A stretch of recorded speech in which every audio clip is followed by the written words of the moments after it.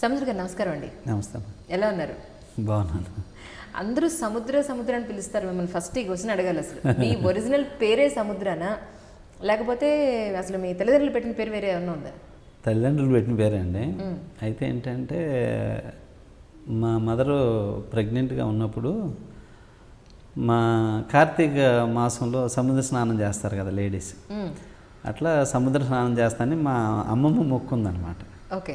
మొక్కుంటేను ఇక కుదరకి వెళ్ళకపోయేసరికి ఆ రోజు నైటు సముద్రం రావటం, ఏమైనా ముంచేయటం ఇలా జరుగుతుంది. కళ జరుగుతుండేసరికి భయపడిపోయింది. సరే ఇట్లా అనుకున్నాను, వెళ్ళలేదు. సరే నా కూతురికి బిడ్డ పుడితే నీ పేరు పెట్టుకుంటానని మొక్కుందంట. అనుకున్నాక నేను పుట్టిన తర్వాత నాకు ఏ పేరు పెట్టాలని ఏ పేరు పెట్టబోతుంటే మళ్ళీ సేమ్ కళ అనమాట. సేమ్ కళ రావటం, మళ్ళీ మా అమ్మమ్మని తీసుకెళ్ళి ముంచేయడం చేస్తుంది. మీ పేరు వెనక చాలా హిస్టరీ ఉంది. అందువల్ల అమ్మ నేను ఇట్లా అప్పుడు మొక్కున్నాను కాబట్టి పుట్టినోడికి సముద్రరావు అని పేరు పెట్టాలని చెప్పి సముద్రరావు అని పెట్టారు. ఒరిజినల్ పేరే సముద్రరావు. అయితే ఇక ఆ పేరు బాగా ఇదనమాట. అందుకని ఎట్లా పెట్టారు, జనరల్గా పెట్టరు అనుకుంటుంటాం కదా, ఆ విధంగా అనమాట. సో చాలామంది ఇండస్ట్రీలోకి వచ్చిన తర్వాత తమ పేర్లను కూడా మార్చేసుకుంటూ ఉంటారు, లేదా నిక్నేమ్ ద్వారా. మరి మీరుకేం మార్చుకొని అనిపించలేదు అప్పుడు? అనిపించలేదండి, ఎందుకంటే చాలా గొప్ప పేరు అది. తల్లిదండ్రులు పెట్టిన పేరు, పైగా ఏంటి సముద్రం కల్లోకి వచ్చి పెట్టించుకుంది. పైగా ఏంటంటే చాలా గొప్ప పేరు. నేను పేర్లు కొన్ని నమ్ముతానండి, అందువల్ల పేరు మార్చవసరం లేదు. అంటే సముద్రరావు అనేదానికి సముద్ర అంటే చాలా, అందుకని అట్లాగే ఉంచుకుందామని అదే సముద్రాన్ని పిలుస్తుంటారు అన్నమాట షార్ట్గా. అంటే ఒక్కసారి మనం మీ బాల్యంలోకి వెళ్దామండి. అసలు మీది ఏ ఊరు, ఈ ఇండస్ట్రీలోకి అసలు ఏ విధంగా వచ్చారు, మీరు ఏం చదువుకున్నారు? అయితే నేను చదువుకుంది 10th మేడం. 10th డిస్టిక్ వచ్చి గుంటూరు డిస్టిక్, ఊరు వచ్చి బోయపాలెం. మా నాన్నగారు ఫార్మర్ అనమాట, రైతు. మేము 6 పిల్లలం, 4 మగ పిల్లలు, 2 ఆడపిల్లలు. అయితే ఏంటంటే నేను ఫిఫ్త్ క్లాస్ వరకు అసలు నెంబర్ 1 స్టూడెంట్ అనమాట. చాలా ఒక స్కూల్ ఫస్ట్ వచ్చేవాడిని. అయితే 7th క్లాస్ వాళ్ళకి ట్యూషన్కి వెళ్ళినప్పుడు, ట్యూషన్లో 7th క్లాస్ వాళ్ళ వరకు ఉండేవాడు. వాళ్ళకి అక్కడ మాస్టర్ చెబుతా ఉంటే మేము ఇక్కడ చదువుతూ నేను వాళ్ళ పోయే నేను చెప్పేవాడిని అనమాట.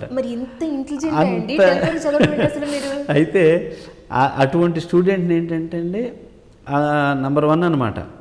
అయితే మా నాన్నోళ్ళు వీడు చాలా గొప్పోడు అవుతాడు అని చాలా అనుకునేవాడు. ఎవరు అంటారు కదా చూయించినప్పుడు చేసినప్పుడు.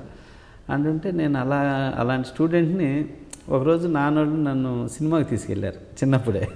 అది ఏ సినిమా? షోలే, హిందీ సినిమా షోలేకి తీసుకెళ్ళారు. తీసుకెళ్తే నాకు ఫస్ట్ ఊహొచ్చి చూసిన సినిమా అదే షోలే అనమాట. ఆ సినిమా చూసిన దగ్గర నుండి చిన్నగా సినిమాల మీద దృష్టి మళ్ళటం. ఆ తర్వాత నుంచి రామారావు గారు, కృష్ణ గారు, నాగేశ్వరరావు గారు వీళ్ళ సినిమాలు ఇక స్కూల్ ఎగ్గొట్టి సినిమాలకు పోవటం. అయితే ఆ చిన్న వయసులోనే ఆ సినిమానే బేజం పడిపోయింది. అట్లా పడిపోయేసరికి ఇక ఆ టైంలోనే నేను సినిమా అంటే వెళ్ళిపోయి స్కూల్కి అని వెళ్ళిపోవటం, సినిమాకి వెళ్ళిపోవటం. రోజుకి 4 ఆటలు, ఉదయం ఆట, matinee, first show, second show చూసేసి ఇంటికి వెళ్ళేవాడిని. ఇంటికి వెళ్ళిపోతే ఒక స్కూల్ వెళ్ళిపెట్టి ఎంత టైం ఉంది, నువ్వు ఎప్పుడు వస్తున్నావు అని చెప్పేసి మా అమ్మ కొట్టేది. ఇవన్నీ ఇట్లా చేసి ఇక నేను కష్టంగా 10th క్లాస్ పూర్తి చేశాను. పూర్తి చేసి ఇంకా నేను సినిమా ఫీల్డ్కి వెళ్తాను. ఫస్ట్ టైం నేను సినిమాలకి వెళ్తానంటే మా నాన్నోళ్ళు ఒప్పుకోలే. ఎందుకు ఒప్పుకోలేదంటే నీకు అప్పుడు చెన్నైలో ఉండేదండి ఇండస్ట్రీ. చెన్నైలో ఎవరు తెలియదురా, నువ్వు పెద్దగా మళ్ళీ చదువు ఆపేసి వెళ్తున్నావు, పైగా ఎవరు తెలియదు, అక్కడేం తమిళ గోళ, ఎవరు తెలిసిన వాళ్ళు లేరు అని చెప్పి వద్దని అసలు పంపలేదు. ఇక మాట వింటలేదని మా నాన్న ఎప్పుడూ కొట్టడు. అప్పుడు కొట్టాడు అనమాట నన్ను. మా నాన్న కొట్టేసరికి లేదు నాన్న నేను వెళ్తాను అంటే సరే అట్టయితే వెళ్ళు అని చెప్పి ఇక అప్పుడు నేను 88 అండి, 88లో బయలుదేరి వెళ్ళి చెన్నైలో ఒక 6 months నాకు తెలిసిన ఒక ఫ్రెండ్ ఉన్నాడు. అతని దగ్గర కలిసి అతని దగ్గర ఉండి అక్కడ ఒక PR1 పట్టుకొని అసిస్టెంట్ డైరెక్టర్గా జాయిన్ అయ్యా. అసిస్టెంట్ డైరెక్టర్ జాయిన్ అయ్యి అక్కడి నుంచి తెలుగు సినిమాలకే చేశారు. తెలుగు సినిమాలేనండి. విజయశాంతి కర్తవ్యం అదనమాట, పెద్దరికం మన ఏం రత్నం గారిది. చాలా హిట్ అయిన మూవీస్ అండి. తర్వాత విజయశాంతి మళ్ళీ ఆశయం, మోహన్ బాబు గారు విజయశాంతి గారిది రౌడీ మొగుడు. ఇట్లాగ అక్కడి నుంచి పెద్ద పెద్ద బ్యానర్లు, ఏం రత్నం గారి బ్యానరు, ఎడిటర్ మోహన్ గారి బ్యానరు, పోకూరు బాబురావు గారి బ్యానరు, బి గోపాల్ గారు, ముత్యాల సుబ్బయ్య గారు, ఏం రత్నం గారు, మోహన్ గాంధీ గారు, ఇట్లా మంచి మంచి డైరెక్టర్ల దగ్గర వర్క్ చేశానండి. అలా వర్క్ చేస్తూ 24 hours వర్కే. ఇక నేను వెళ్తా ఇక అక్కడికి వెళ్ళాక దేవుడిని ఏమని కోరుకున్నా అంటే నాకు 1 గంట కూడా ఖాళీ ఉండకూడదు, నేను కష్టపడాలి. అలా ఎన్నేళ్ళు గడిచిందండి? అట్లాగా ఇప్పటికీ 30 సంవత్సరాలు కావస్తుందండి. 30 సంవత్సరాల్లో ఒక 11 సంవత్సరాలు అసిస్టెంట్ డైరెక్టర్గా, అసోసియేట్ డైరెక్టర్గా, కో డైరెక్టర్గా. మీరు ఇండస్ట్రీలోకి వచ్చి 30 సంవత్సరాలు అయింది. 88 మేడం, 88 నుంచి ఇప్పుడు చూసుకోండి 2017 అంటే 29 సంవత్సరాలు ఎక్స్పీరియన్స్ బాగా. అంటే ఇక సినిమా అంటే అంత ఇష్టం అండి, అంత ఇష్టం. ఇక అట్లాగా కష్టపడి అలా అనుకొని అసిస్టెంట్ డైరెక్టర్గా నేను కష్టపడతా ప్రతి ఆఫీస్కి వెళ్ళేవాడిని, కథ చెప్పేవాడిని. అసలు తమిళ ఇండస్ట్రీకి కూడా విజయ్ కానీ, విజయకాంత్ గారు కానీ, వీళ్ళందరి దగ్గరికి వెళ్ళేవాడిని, చేసేవాడిని. మన తోటి ఫ్రెండ్స్ ఉన్నారు ఇప్పుడు డైరెక్టర్ అయిన వాళ్ళు చాలామంది. ఏంటి సముద్ర ఇట్లా తిరుగుతాడు, ఎవరిస్తారు ఇట్లా తిరిగితే అనేది అంటారు.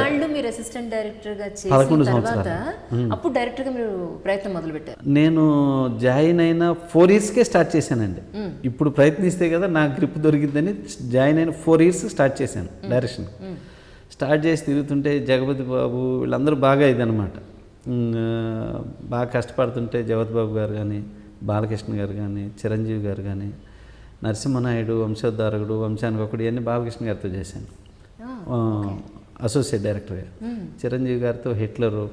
ఇలా చేసినప్పుడు వీళ్ళు బాగా లైక్ చేసేవాళ్ళు. అసలు ఇంకేమైనా సముద్రాన్ని రమ్మనండి అనేవాళ్ళు, అంత ఇదిగా ఇష్టపడి పిలిచేవాళ్ళు. చాలా బాగా లైక్ చేసి మేమే ఛాన్స్ చేస్తాం నీకు, నువ్వు ఎందుకు డైరెక్షన్ చేయకూడదని చెప్పి చిరంజీవి గారు, బాలయ్య బాబు వీళ్ళందరూ ఎంకరేజ్ చేశారు. చేసిన తర్వాత అట్లాగే పాపం బాలయ్య బాబు ఆ మాట మీద నిలబడి నాకు ఫస్ట్ చెన్నకేసి మాట మీద నిలబడి ఫస్ట్ ఒక సినిమా వచ్చింది బాబు, ఇది మనం చేద్దామంటే ఇది నువ్వు సూపర్ గుడ్ బ్యానర్లో చేయి సముద్ర, నెక్స్ట్ అది నేను చెప్తాను. బాలయ్య బాబు చెన్నకేశవ రెడ్డి చెప్పారు. చెన్నకేశవ రెడ్డి వివి నాయక్ స్టోరీ రైటర్, దానికి బెల్లంకొండ సురేష్ ప్రొడ్యూసరు, నేను డైరెక్టర్ అనమాట. ఇది ఓపెనింగ్ జరిగి కాస్త చిన్న ఏదో ప్రాబ్లం అయి ఆగిపోయింది. ఇక ఈ విధంగా అప్పటి నుంచి చెన్నైలో 11 సంవత్సరాలు, తర్వాత ఇక్కడ షిఫ్ట్ అయ్యి ఇంతవరకు రెస్ట్ లేదు, ఖాళీ లేదు, అయినా కానీ అలిసిపోలేదు. అట్లా అంటే సినిమా అంటే అంత ఇష్టం అండి. ఏ రోజు ఉదయం 4:30 లెగిస్తే మళ్ళీ ఇంటికి వెళ్ళే 10 గంటల వరకు ఎప్పుడు అలిసిపోం, మళ్ళీ టైంకి లెగుస్తా.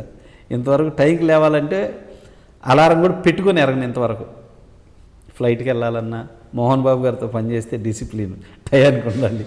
హరికృష్ణ గారితో ఇంతోళ్ళతో కూడా పనిచేసి నేను ఎప్పుడు అలారం ఇంతవరకు లేదు, అలారం ఇంట్లో.